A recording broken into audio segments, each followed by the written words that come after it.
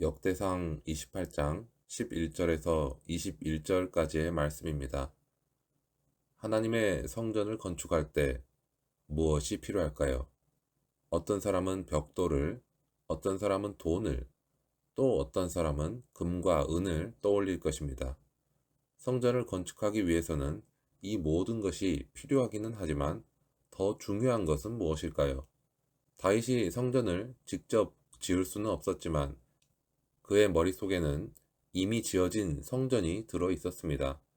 마치 사진으로 보는 것처럼 성전의 각 부분 설계도가 머릿속에 그려져 있었던 것입니다. 그리고 이러한 청사진은 하나님께서 다윗에게 영감을 통해 주신 것입니다.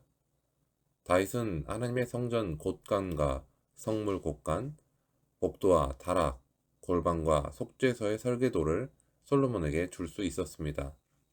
다윗이 이렇게 줄 수 있었던 것은 그가 하나님의 성전을 사모했기 때문이고 하나님께서 다윗에게 응답하셨기 때문입니다. 다윗은 성전 안의 모든 기구에 들어가는 금과 은의 무게를 정확하게 정하기도 했습니다. 그리고 이러한 것도 하나님의 손이 다윗에게 임해 모든 일의 설계를 그려서 알려주셨기 때문입니다. 설계도가 없이는 웅장하고 큰 건물을 지을 수 없습니다. 하나님이 다윗에게 보여주시고 그려주신 설계도 덕분에 성전 공사는 일사천리로 진행될 수 있었습니다. 따라서 궁극적인 성전의 건축자는 하나님이십니다. 그리고 성전을 지을 때에는 마음이 흔들리기 쉽습니다. 별 일이 없어도 하루에 수십 번씩 요동치는 우리의 마음은 성전 건축과 같은 큰일 앞에서 더욱 많이 요동칩니다. 그래서 하나님의 위대한 일을 계획하고 실행할 때에는 강하고 담대하게 행해야 하고 두려워하지 말아야 합니다.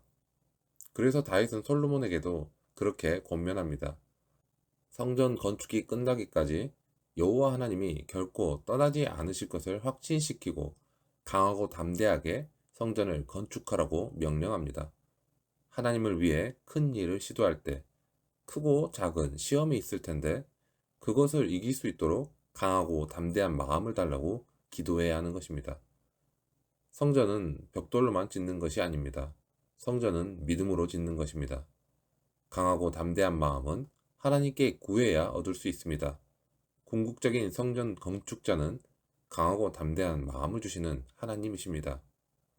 우리가 살아가면서 하는 많은 일들은 혼자 힘으로는 절대로 할 수 없는 일들이 많습니다.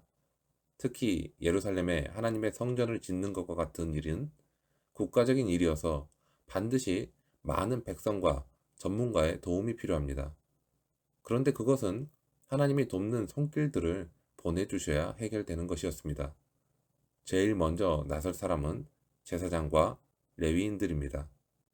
그 다음에는 유능한 기술자들의 협력이 반드시 필요합니다. 그래서 하나님은 성전을 건축하는 모든 기간 동안 유능한 기술자가 기쁜 마음으로 솔로몬을 도울 것을 약속하고 있습니다. 모든 지휘관과 백성도 온 마음과 힘을 합해 솔로몬의 명령에 복종할 것입니다. 이렇듯 하나님은 모든 사람을 동원하셔서 하나님의 일을 이루실 것입니다. 그렇기 때문에 궁극적으로 성전의 건축자는 돕는 사람들을 보내시는 하나님이십니다. 이렇듯이 성전은 하나님이 친히 지으십니다.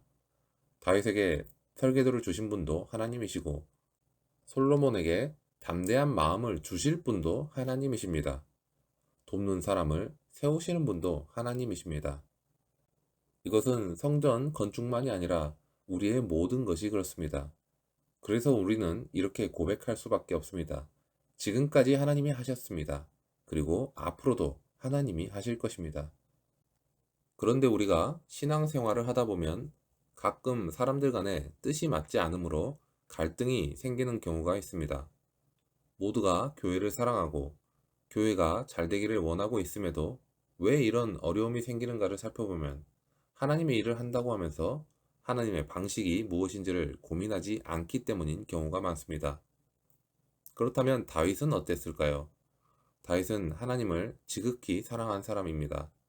그런데 예루살렘으로 언약궤를 옮길 때 율법의 규정을 따르지 않다가 우사가 죽임을 당한 일을 겪은 이후로 하나님을 사랑하는 것도 말씀을 따라야 한다는 그 사실을 깨달았을 것입니다. 다윗은 솔로몬이 성전을 짓다가 그런 잘못을 저지르지 않도록 하나님이 보여주신 대로 성전의 설계도를 제작해 솔로몬에게 넘겨주었던 것입니다. 그리고 이것은 성전의 세부적인 사항까지 완벽하게 묘사된 설계도였습니다. 이 설계도에는 성전의 건물뿐만 아니라 거기에서 섬기는 사람들을 어떻게 조직할 것인지, 거기에서 사용할 그릇이나 금, 은 기구는 얼마만큼의 양으로 어떻게 만들 것인지 모두 기록되어 있었습니다. 우리가 잊지 말아야 할 점은 바로 하나님이 그렇게 구체적으로 지시하셨다는 것입니다. 성전 양식은 출애굽 때의 성막 양식을 반영하고 있습니다. 그러므로 하나님은 율법에 기록된 성막의 양식을 어떻게 성전에 적용할 것인가를 보여주셨을 것입니다. 이처럼 하나님의 말씀에 근거해 성전 건축이 준비되고 진행되었기 때문에 솔로몬 성전은 하나님의 영광을 온전히 드러내는 거룩한 집이 될 수 있었습니다. 하나님의 일을 할 때 가장 많이 하는 실수는 우리의 생각을 따르다가 하나님의 뜻을 간과한다는 것입니다. 우리 역시 다윗이 보여준 모범과 같이 오직 말씀에 근거하여 모든 것을 계획해야 합니다. 그런데 아무리 말씀에 근거하여 꼼꼼하게 제작된 설계도가 있다 하더라도 실제 건축이 그 설계대로 이루어질 수 있느냐는 또 다른 문제입니다. 특히 성전 건축은 사람의 계획과 능력으로 이루어지는 것이 아니었고 악한 세력에 의해 어떤 어려움이 발생할지 모르는 영적 전쟁과도 같은 것이었습니다. 그렇기에 다윗은 솔로몬에게 성전 건축을 맡기면서도 마치 전쟁터로 보내는 것과 같이 강하고 담대하게 이 일을 행하라, 두려워하지 말며 놀라지 말라 라고 말해 주었던 것입니다. 그리고 하나님이 함께 하실 것이라고 축복하는데 다윗의 이러한 말은 가나안 정복을 눈앞에 둔 여호수아에게 모세가 했던 말을 연상시킵니다. 다윗은 이어서 전쟁터에 함께 나갈 군사들을 호명하듯이 제사장과 레위 사람들, 공사에 유능한 기술자들, 모든 지휘관과 백성들을 향해서 솔로몬과 함께 하라고 명령합니다.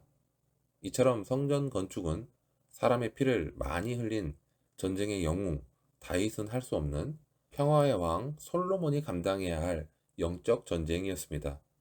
그렇게 마치 전쟁을 준비하는 왕과 같은 담대함과 하나님의 함께 하시리라는 확신이 필요했던 것입니다. 우리가 신앙생활하며 교회를 섬기는 일 역시 언제 악한 세력이 틈탈지 모르는 영적 전쟁이라는 사실을 우리는 기억해야 합니다. 아무리 간단하고 쉬워 보이는 섬김이라도 주님이 함께 하시기를 구하며 기도를 앞세우고 섬김을 감당해야 하는 것을 우리는 잊지 말아야 합니다. 우리는 교회에서 하는 일과 일상생활에서 하는 일이 별 다를 바가 없다는 이유에서 하나님의 말씀대로 행하는 길이 무엇인지 심사숙고하지 않거나 먼저 하나님의 말씀을 구하지 않고 규정과 전통대로 행하곤 합니다. 우리가 주님의 몸된 교회를 섬긴다는 사실을 기억한다면 그렇게 익숙함이나 규정과 전통대로만 결정하지는 않을 것입니다. 먼저 하나님의 말씀을 기억하고 하나님께 간절히 기도함으로 모든 섬김을 시작하는 성숙한 우리 모두가 되기를 축원합니다.